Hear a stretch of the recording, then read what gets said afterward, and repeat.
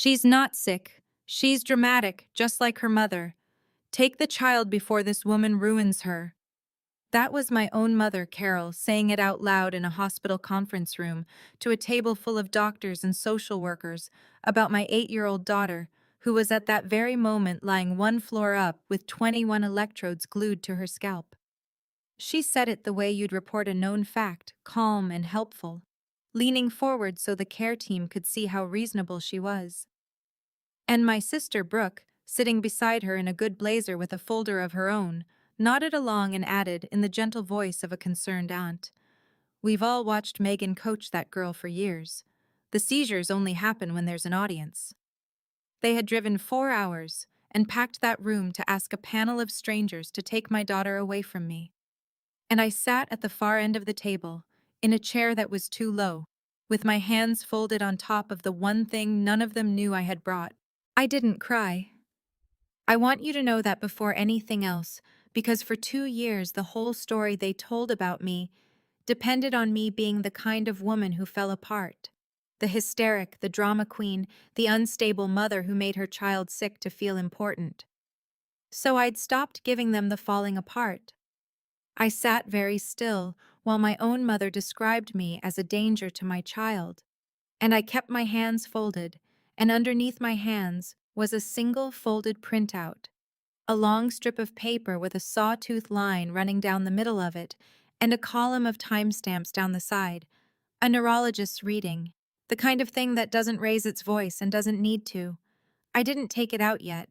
I just kept my hand flat on it, the way you keep your hand on something that's going to change a room, while you decide whether the room deserves to be changed quite that hard. What's on that strip is the whole story, and I'm not going to tell you yet. I'm going to make you wait the way I waited. All you need to know right now is that there is 1 minute on that paper, one time-stamped minute, and when the right person reads it out loud, every concerned face at that table is going to stop being able to look at me. Come sit with me a minute. Pull the chair in close, because this is one of those ones I have to tell with the lamp low and the door shut. The true-shaped kind.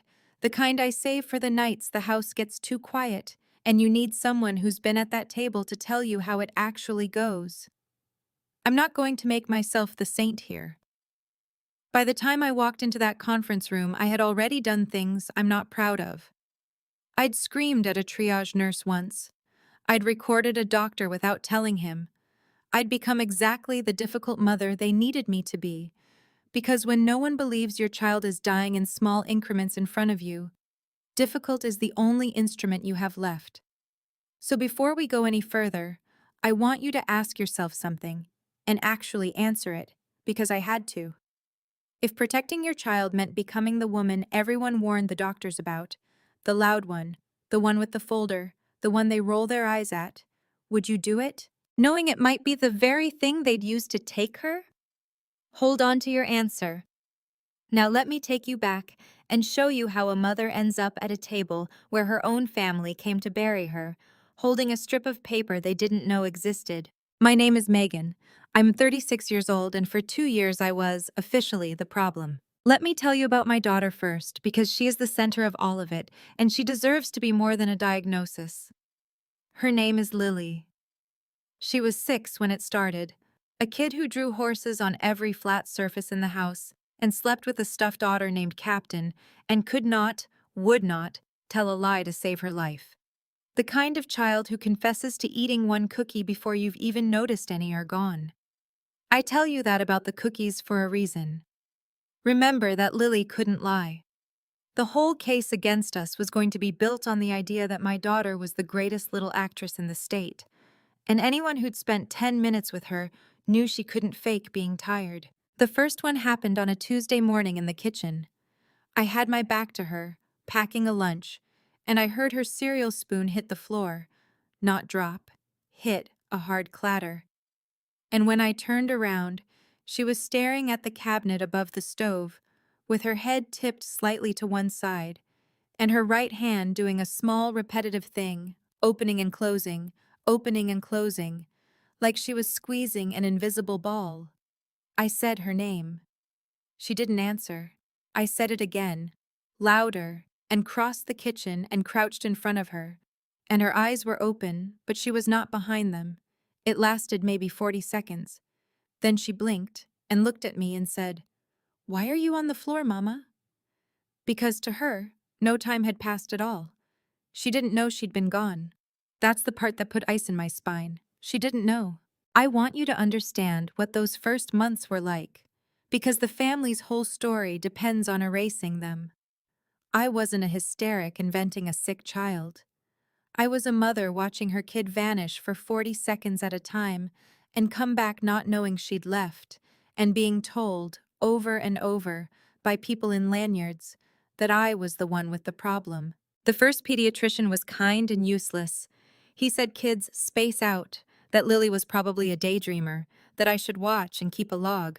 So I kept a log, and this is the first thing they'd later use against me, that I kept logs, as if a mother documenting her child's medical events were evidence of madness rather than diligence. I wrote down the date, the time, what she'd been doing, how long it lasted. By the end of the second month, I had 11 entries. By the fourth month, I had 30. They were getting longer. One in the bathtub scared me so badly I started bathing her with the door open and one hand always within reach, and I stopped sleeping the whole night through, ever, because two of them had happened just after she woke, and I'd decided, in the animal part of my brain, that I would not be asleep when the next one came. Now I have to bring in my mother, because Carol is where this stops being a medical story and becomes a family one. My mother is a beautiful woman in the way that some women weaponize. Put together, warm in public, the first to bring a casserole, the one other people call a force of nature, as a compliment. Growing up, I learned early that there were two Carols. There was the Carol the neighbors got, who'd give you the coat off her back, and there was the Carol we got at home, who could find the one soft place in you and press it in front of company while smiling, so that if you flinched, you were the one being dramatic. That word, dramatic. I have to tell you about that word now because it is the whole knife of this story, and she had been sharpening it on me since I was a girl. When I was 9, I broke my wrist falling off the porch rail. I remember sitting on the kitchen floor holding my arm, and it had a bend in it that arms don't have, and my mother looked down at me and said, "Oh, Megan, get up, you're being dramatic." She made me wait until after dinner. The wrist was broken in 2 places. I've thought about that 1,000 times in the last 2 years. Not because of the wrist healed, but because of what it taught her about herself. She got to be wrong that day, in the most physical, X-rayable way a person can be wrong, and nothing happened to her. Nobody made her sit with it. So she learned the most dangerous thing a person can learn, that her instinct to call a child's pain drama carried no cost. She'd been calling me dramatic for 27 years, and now she had a granddaughter and a brand new way to be wrong. And my sister, Brooke. I need to be fair about Brooke because the easy version of this story makes her a cartoon, and she wasn't one. She was something sadder and more ordinary. Brooke is 2 years younger than me, and she spent her whole childhood being the easy one, the one who didn't make waves, the one our mother held up as proof that her parenting worked and I was just born difficult. Brooke learned that her safety in our family came from one thing, from there always being a more difficult sister to point at. As long as I was the problem, Brooke was the good daughter, and our mother's love, which was real, I won't pretend it wasn't, just rationed and conditional, flowed her way. So when my child got sick and I got loud, it wasn't just that Brooke believed our mother. It's that Brooke needed our mother to be right. Because if I was a good mother fighting for a genuinely sick kid, then maybe I'd never been the problem at all. And then what was Brooke? She had built her whole self on the foundation of me being the bad one. Lily's diagnosis threatened to pull that foundation out from under her. So she chose the foundation. I understand it. I will never forgive it, but I understand it, and there's a difference. And the difference is most of what I have left. Now. There was one person in all of this who saw me. I have to tell you about her, because without her I would not have had the paper, and without the paper I'd have lost my daughter.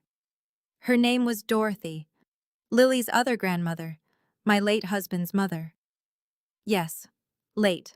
I lost Lily's father, Dan, to a car on an icy road when Lily was 4, and I'll tell you what that did to my standing in the family later, because it matters more than you'd think. Dorothy was Dan's mother, a retired labor and delivery nurse, 71 years old, hands like a woman who'd caught 4,000 babies, and absolutely no tolerance for nonsense. After Dan died, instead of drifting away the way some in-laws do, Dorothy moved closer. She said a girl should have someone in her corner who'd known her father, and she meant it. Dorothy believed me from the first log entry. She'd sat with too many sick children to mistake what I was describing, and it was Dorothy, at my kitchen table the night of the 31st entry, reading my notebook with her reading glasses down her nose, who said the sentence that everything later would turn on. She tapped the page and said, "Megan, they are going to keep telling you it's nothing until you can show them a picture of the something. You need it on a machine. You need it where the machine is watching at the exact second it happens. And you need it written down to the minute. Get the long test, the one where they keep her plugged in. Don't you let them send you home with a wait and see. You make them watch her around the clock, and you make the machine sign its name." I didn't fully understand what she was handing me. I do now. She was handing me the crystal. She just called it making the machine sign its name. Hold on to that. The machine that signs its name to the minute. We come back to it. Let me tell you how the family got into my hospital in the first place, because they didn't start out in that conference room. They started, the way these things always do, on the phone. By the time Lily was 7, I'd gotten us a referral to a pediatric neurology clinic 2 hours away, and we'd had our first inconclusive EEG. A short one, an hour in a quiet room, and of course Lily didn't have an episode in that hour, because that's not how this works. And the report came back, no epileptiform activity captured, which a tired doctor read as probably nothing instead of what it actually meant, which was, we didn't happen to be looking during the 40 seconds it mattered. I made the mistake, and I'll own it as a mistake, strategically, though my heart was right, of being too relieved sounding to my mother on the phone when I told her even that. Because I wanted help. I wanted my mother. I called her crying one night, exhausted, and I said something like, "I just need someone to believe me that this is real." And do you know what she heard? She heard a confession. She heard her dramatic daughter admit that even the doctors didn't see it. And from that night forward, my mother had a project. She started calling the clinic. Not to me. About me. She'd call the front desk, sweet as pie. "I'm Lily's grandmother and I'm just so worried because between us, my daughter has always been a very anxious, very dramatic person, and we're afraid she's, well, we've read about Munchausen, you know, where the mother, and we just want what's best for the baby." She planted it like a seed in a dozen voicemails to a dozen staff, in that warm, worried casserole voice. And she got Brooke to call too, so it wouldn't be just one relative, so it would look like a pattern. A family of reasonable people, all gently raising the same red flag about poor unstable Megan. They never accused me of anything you could pin down.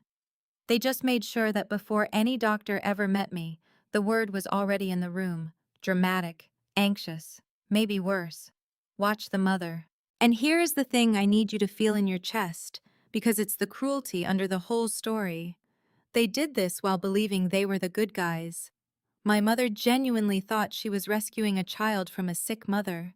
The certainty of it, that's what made her so effective. You can't out-argue someone who thinks her cruelty is concern. I learned that the hard way, in clinic hallways, watching nurses' faces change toward me before I'd said a word. I want to give you one of those hallways, because the family's story turns each one into proof of my madness, and I need you to see what they actually were. There was a day, Lily was 7.5, when she had an episode in the clinic waiting room. A real one, right there in a molded plastic chair, her juice box rolling out of her slack hand onto the floor, her head tipping, her eyes going to that place behind the eyes. And I did what any mother would do. I went down on my knees in front of her and I started timing it on my phone, out loud, narrating.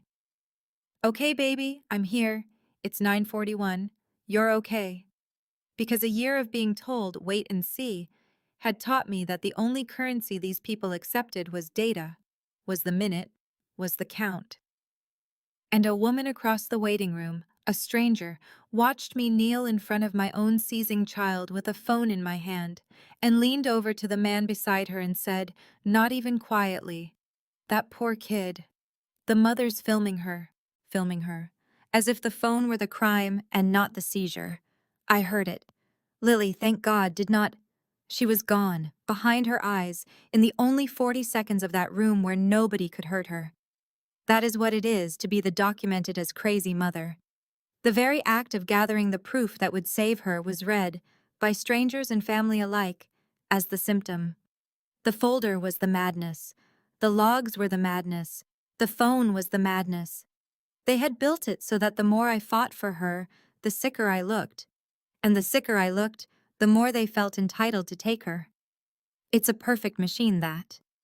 It feeds on the love it's trying to punish. You want to know what it does to you? To walk into the place that's supposed to save your child and feel them watching you instead of her? It splits you in two. There's the mother who has to stay calm and credible and well-spoken so they don't write anxious, possibly exaggerating in the chart. And there's the mother underneath who is screaming because her daughter is sick and the clock is running and everyone keeps studying her instead of the child. And the harder the first one works, the guiltier the second one looks. Because a perfectly calm mother of a fine child is suspicious too, isn't she? There was no way to stand. Too upset, I was hysterical. Too composed, I was cold, calculating exactly what they'd been told to expect. They'd built a room with no door. I want every one of you who's ever been disbelieved by the people who were supposed to help to hear me say this. I know there was no right way to stand. It wasn't you. The room was built wrong. Let me tell you about the day it almost ended. The day before the conference, the day they nearly won. Because you have to understand how close I came to losing her, or the rest won't land. Lily had been admitted. Finally. After a particularly bad one at school, she'd had an episode at the top of a staircase, and a teacher caught her, thank God, caught her by the backpack strap as she went slack. Even the skeptics couldn't send us home.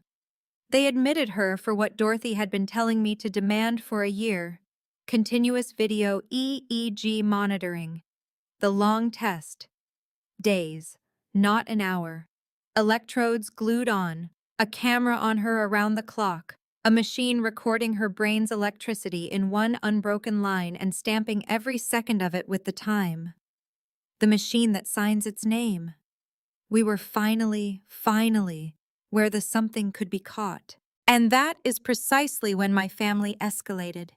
Because they could feel it too. That the machine was about to take the decision out of their hands. So they did the thing that still makes my hands cold to remember. My mother, who had been calling the clinic for a year, called the hospital's social work department directly and reported me. Formally. She told them she was a frightened grandmother who believed her daughter was inducing or fabricating her granddaughter's symptoms, that I'd doctor shopped across 2 counties, that I kept obsessive logs, that I'd been recording physicians, that the child only had spells when I was present. Every single thing she said was a true fact, twisted 90 degrees into a lie. Yes, I'd seen multiple doctors, because the first ones failed us. Yes, I kept logs, because one had told me to. Yes, I'd recorded a doctor, once, the one who literally laughed at me. She took my whole desperate fight for my daughter and reframed each weapon I'd grabbed as a symptom of my own sickness. And the machinery of the hospital, which is built to protect children and therefore primed to suspect parents, took her seriously. It had to. That's its job. So they called a meeting. A care planning conference, they call it. Very neutral, very clinical. The neurology team, the hospital social worker, a child protection liaison, a patient advocate, and involved family, to discuss Lily's care and safety planning. That last phrase is what froze my blood when I read the email. Safety planning, as in planning for her safety, from me. And my family came. All of them. My mother drove 4 hours. My sister took 2 days off work. They brought a folder. They came to a hospital where their granddaughter and niece lay sick and wired to a machine, and the purpose of their trip was to convince a panel of professionals to remove that child from the only parent she had left. Her father was dead. I was all she had, and they came to take her.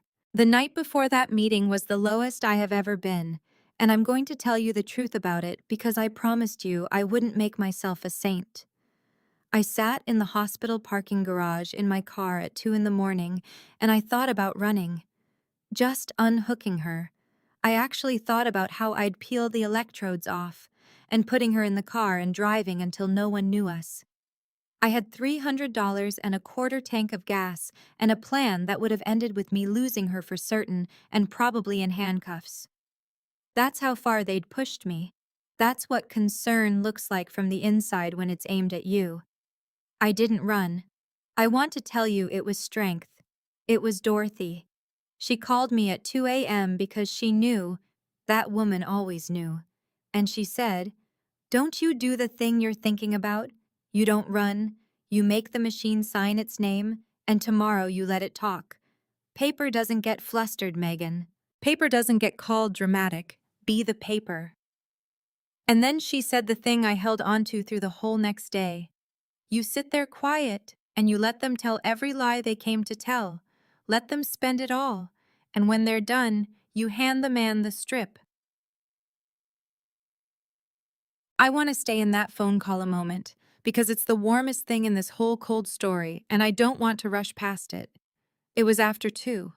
I had the window cracked and the parking garage air coming in, that concrete and exhaust smell, and somewhere below me, a car alarm was going off and stopping, and Dorothy's voice came through the phone the way it always did, low and certain, with the faint rasp of a woman who'd been awake at strange hours her whole working life catching babies. She didn't tell me it would be okay. She never told me lies to make me feel better. That's part of why I believed her about everything else. She told me the truth, which was harder and better. She said, "It might not work, sweetheart. They might still take her tomorrow. People decide to keep being wrong all the time. I've watched whole rooms of educated people decide it. But you are not going to hand them the breakdown they're shopping for. You're going to be the quietest person in that room, and you're going to let the paper be loud for you, and whatever happens, your girl is going to grow up knowing her mother didn't run and didn't scream. Her mother sat down and made them look." And then she said, almost to herself, "I caught 4,000 babies. I know the difference between a child in trouble and a story. Yours is in trouble. I'd stake my license on it. Now go to sleep in that ridiculous car, you stubborn thing, and I'll see you at the table." That's the woman they were up against and didn't know it. They thought they were burying one tired mother. They'd forgotten she had a nurse in her corner who'd stopped being afraid of anything decades ago. The strip. Here is where I have to tell you what the strip was, because by the morning of the conference, it existed. 2 nights before the meeting, Lily's third night of continuous monitoring, at 9:14 in the evening, Lily had a seizure. A real one, a long one, caught fully on the machine and on camera. The cleanest recording the neurologist said he'd seen in months. A textbook focal seizure rising out of her left temporal lobe. The electrical storm written in black ink across all 21 channels, with the video showing my daughter's face going slack and her right hand opening and closing, exactly as I'd described in a notebook a year before for doctors who didn't read it. The machine had signed its name. To the minute. To the second. 9:14 p.m. I knew about that seizure within the hour because I was there in the room when it ended. I'd stepped into the hallway to flag the nurse the second it began, the way they'd trained me to. The machine caught what I could not have staged if I'd wanted to. A seizure that began while I was 20 feet away at the nurse's station, on a camera that timestamped the empty chair where the coaching mother was supposed to be sitting. But the strip wasn't enough on its own, and I knew it. And this is the part where I have to tell you about the second piece of paper, because it didn't fall into my lap. I went and found it, and the finding of it is the thing I'm proudest of in the whole story, prouder than anything I said at that table. It came from Lily. The next morning, the morning after the seizure, I was sitting on the edge of her hospital bed, and she was eating the terrible hospital pancakes. And out of nowhere, in that flat way kids report enormous things, she said, "Grandma Carol called you last night. I heard your phone buzz, but you didn't answer because you were getting the nurse for me." And I went very still, because I hadn't gotten a call. And then I understood. She hadn't heard my phone. She'd heard, in the half-second before her own seizure swallowed the room, the buzz of a phone, and in her child's logic she'd assigned it to me and to her grandmother, because those were the two poles of her whole world right then. But it lit something in me. A phone. A call. That night. And I sat there with cold pancakes going colder, and I did the math that no one in that hospital had thought to do, because they were all busy doing math about me. My mother had spent a year orchestrating this. My mother could not stand to be more than an arm's length from the action. What were the odds, really, what were the odds, that on the very night the machine finally caught the thing she swore didn't exist, my mother had been quietly, busily on the phone, building the next day's ambush? We were all on her phone plan. She'd insisted on it for years. To keep an eye on the bills, she always said, control wearing the mask of generosity, which meant I could log in, which meant the call records were sitting there, mine to pull, with every call she'd made laid out by the minute. I logged in from the hospital cafeteria at 6 in the morning with my heart going like a rabbit, and I scrolled to the night before, and I found it, and I had to put the phone face down on the sticky table and breathe for a minute before I could look again, because there it was. I'm going to make you wait to hear the exact times the way I made the room wait. But I want you to know it wasn't luck. It wasn't a gift that fell out of the sky. A frightened mother sat in a cafeteria at dawn and went looking, and the woman who'd spent a year making the machine watch me had forgotten that there was a second machine in her own pocket, signing her name to every minute of what she did in the dark. What I did not fully understand yet, what I would not understand until I was sitting at that table, watching a doctor lay two papers side by side, was just how exactly, how cruelly perfectly, those two timestamps were going to line up. That part, I'm going to make you wait for. Because I had to wait for it. It became a weapon in the worst room of my life, and I want you to feel it land the way I did. If you've ever been the one nobody believed, if you've ever stood in a room full of professionals and felt the verdict land on you before you opened your mouth, if you've ever had your own family weaponize your love against you and call it concern, then I want you to do one thing for me before we walk into that conference room together. Drop one word in the comments. Believed. Just that. Because I went 2 years without it. And I know how heavy the lack of it sits. And I want to see how many of us are carrying it. And while you're there, tell me. Because I genuinely couldn't decide, sitting in that parking garage. Would you have run? Be honest. I'll read them. Now come with me into the room. The conference room was on the 4th floor, beige, with a long table and a box of tissues placed in the exact center like a prop, like furniture that had watched 100 families come apart. I got there early. Dorothy's instruction, be the calm one who's already seated. And I took a chair at the end. Dorothy sat beside me in her good cardigan with her labor and delivery hands folded, and she'd brought one thing in a plain manila envelope that she set on the table in front of her and did not open. People filtered in. The neurologist, Dr. Okafor, a careful, tired, decent man, I'd watched him be gentle with Lily, sat at the head with a laptop and a thick chart. The hospital social worker, the child protection liaison with a lanyard and a legal pad, the patient advocate, and then my family. My mother came in like she was hosting. She greeted the social worker by name. She'd been on the phone with these people for a week. Of course she had. And she touched the woman's arm and said how grateful she was that someone was finally taking the baby's safety seriously. She had done her hair. She wore the casserole warm face. Brooke came behind her in the good blazer with her own folder and gave me a small sad smile across the room, the kind you give someone at a funeral. And I understood that in her mind she was at a funeral, mine, and she was being brave about it. They sat together on the long side of the table, a united family front, and my mother set down a folder of her own. Printouts I'd learn, of parenting forums and a page about factitious disorder imposed on another, with passages highlighted in yellow. She had done her homework. She had come to win. Dr. Okafor opened it. He was professional and neutral, and he said the words, "We're here to make sure Lily is safe and getting the right care, and to hear everyone's concerns." And the moment he said concerns, my mother's hand was up an inch off the table, polite, eager, the good citizen. And then she said it. She looked at the care team, not at me, and she said, "I'll be direct, because I love this child. She's not sick, she's dramatic, just like her mother. And Megan has needed Lily to be sick for 2 years now. I've watched it. We've all watched it. I think you need to take this child somewhere safe before this woman ruins her, and I'm only sorry it took us this long to find people who'd listen." I want to describe what that does to your body. To hear your own mother say, "Take the child," in a room full of strangers with the authority to do it. It doesn't feel like anger first. It feels like falling. The floor of the world drops a few inches, and your ears ring, and there's a long second where you genuinely cannot remember how to make your mouth work. 2 years earlier, I'd have come out of that chair.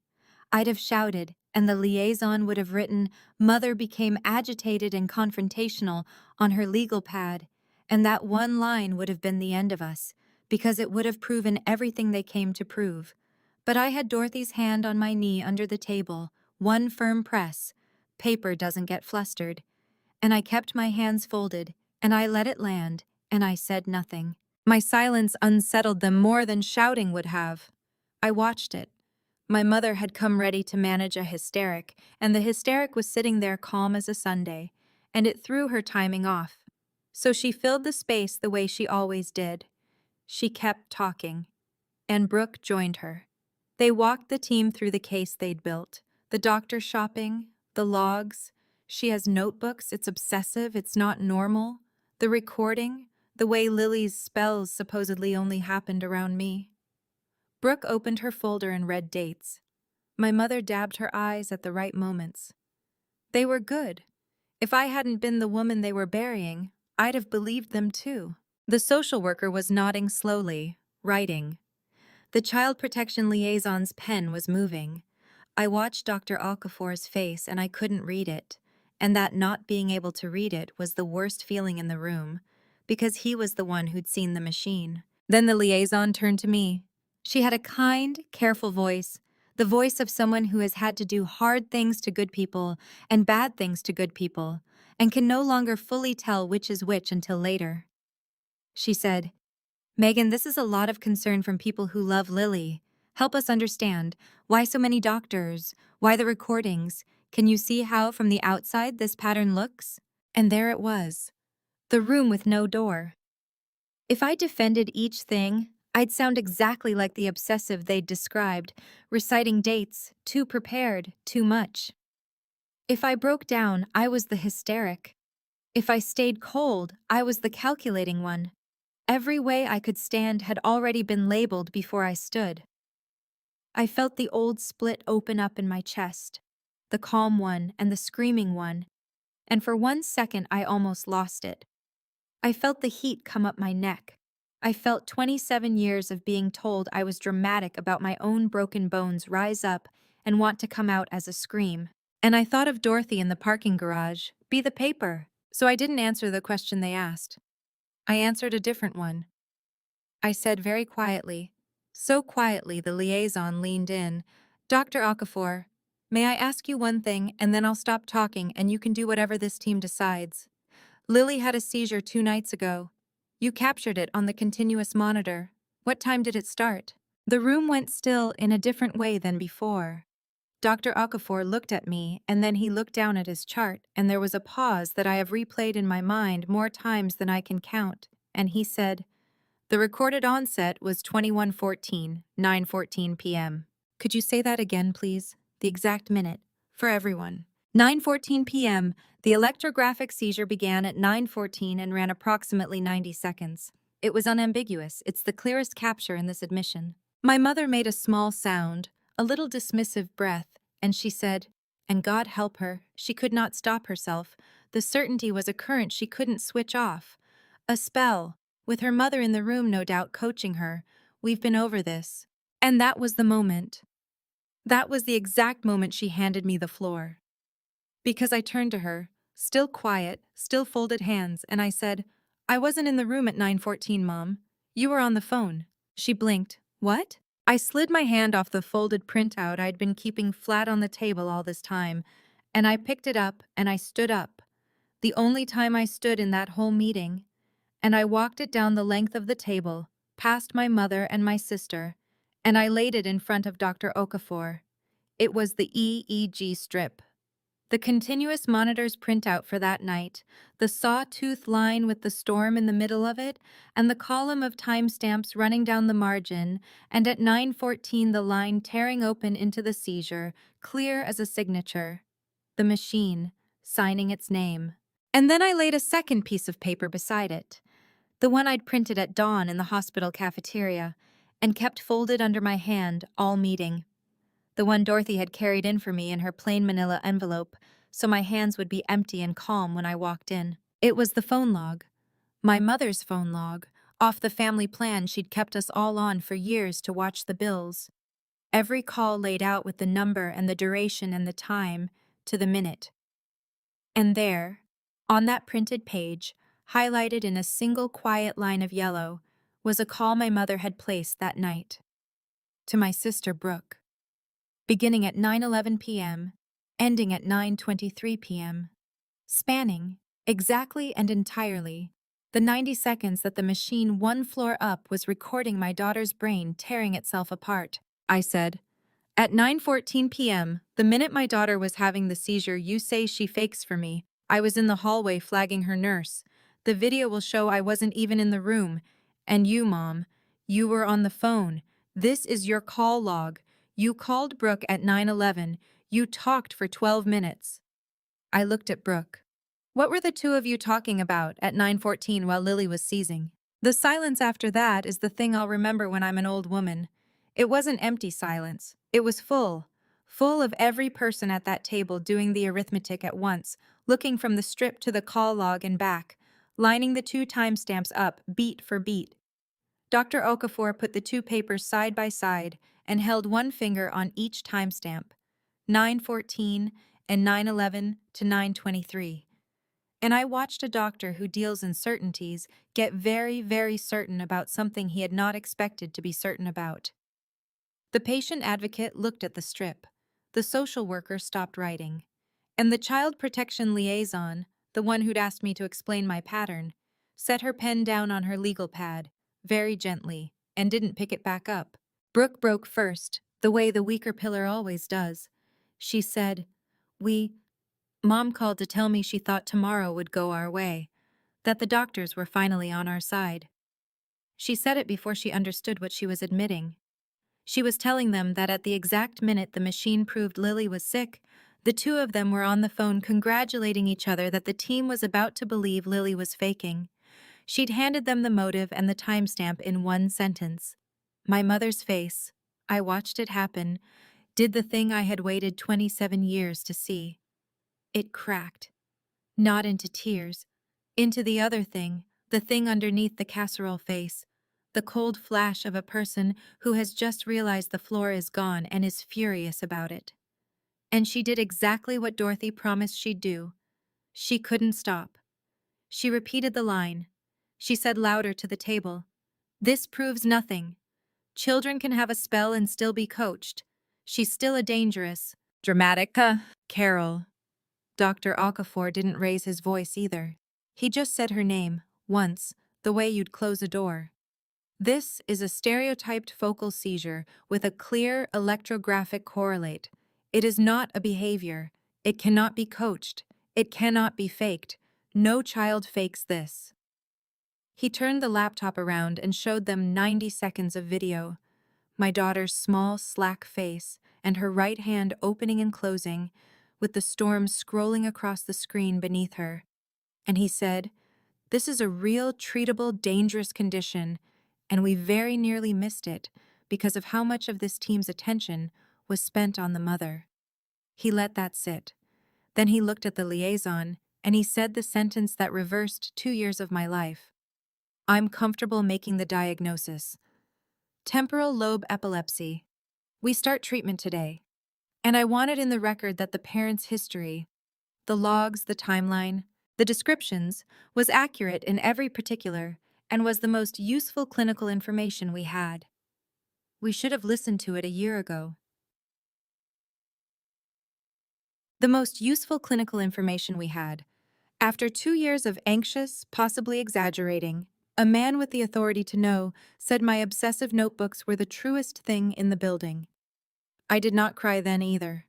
I sat back down, I folded my hands, I let it be quiet. Here's what I need you to know about that quiet, because this is the part the loud version of revenge never tells you. I didn't feel triumphant. I felt the floor come back. That's all. For 2 years I'd been standing on nothing, and the paper put a floor back under me, and standing on a floor doesn't feel like winning. It feels like being allowed to breathe for the first time in so long, you'd forgotten breathing was supposed to be free. The triumph people imagine. The gotcha. The whole table turning to look at her. It happened. All of it happened. But it was so much smaller and colder than you'd think. Being believed isn't a fireworks show. It's just the silence finally pointing the right direction. What happened to them, I'll tell you. Because you'll want to know, and because consequences matter. Not as revenge, but as the world briefly making sense. The meeting that was called to plan my daughter's removal from me ended with the child protection liaison closing her legal pad and saying, on the record, that she saw no protective concern regarding the mother, and that the referral would be documented as unsubstantiated. Then she did something I didn't expect. She looked at my mother and my sister and she said, in that same careful voice, I want to note that this referral was made by family members and that the timeline raises real questions about its basis. She didn't say the words false report. She didn't have to. She wrote it where it would live. My mother lost more than the meeting. Word travels in families like water finds the low ground. Within a month, the cousins and aunts who'd been told for 2 years that poor Megan has finally lost it had heard the other version, the version with the timestamps in it, and a few of them, the ones with consciences, came to me privately, ashamed, having helped carry a story they now couldn't unknow the shape of. My mother, who had spent her whole life as the casserole warm force of nature, the one everyone trusted, found that trust is a thing you spend, and she'd spent all of it in one beige room betting against a sick 8-year-old. She is not in our life now. That was not revenge. That was arithmetic. You cannot leave a person alone with my child after watching them try to take her by calling her illness a performance. The door is closed because it has to be, not because I'm punishing her. There's a difference, and the difference is the whole thing. Brooke. Brooke is the one I still ache over, if I'm honest, on the quiet nights. Because Brooke wasn't evil. Brooke was a frightened younger sister who'd built her whole worth on me being the bad one and couldn't survive me being good. About 6 months after the conference, she sent me a letter, a real one, on paper, which I think she did because she couldn't have said it to my face. It said she'd believed our mother because she'd needed to, and that she knew now what she'd helped do, and that she didn't expect to be forgiven. She was right not to expect it, in the sense that I haven't handed it to her like a gift. But I wrote back. I told her the truth, that the door isn't sealed, the way it is with our mother, but it isn't open either. It's the kind of door you have to earn your way back through, slowly, with years, and not with words. Conditional. A door I keep where I can see it. Whether she walks through it is up to her, and it'll take a long time, and that's exactly right. Some doors should be hard. If you're still with me, and I hope you are, because this last part is the part I actually needed to tell you, the rest was just how we got here. I want to take you back upstairs to Lily, because she's the only one in this whole story who never lied to anybody. That night, after the conference, I went up to her room, and she was sitting up in bed with her electrodes still on, the colorful wires coming off her head like she was a small, wired-up astronaut, drawing a horse on the back of a discharge form, because that child will draw on anything. And she looked up at me and she said, "Mama, did the doctors figure out my brain?" And I said, "Yes, baby, they did. They figured out exactly what your brain does, and now they can help it." And she nodded, very serious, very eight, and she said, "Good, because I wasn't being dramatic. I really did go away." She didn't even know that word was the whole war. She'd just picked it up out of the air of her own family, the way kids pick up the words that are aimed near them, and she'd been carrying this small worry that maybe she'd made it up, maybe she was the dramatic one, because she'd heard it enough times in enough rooms. And that is the moment I finally cried.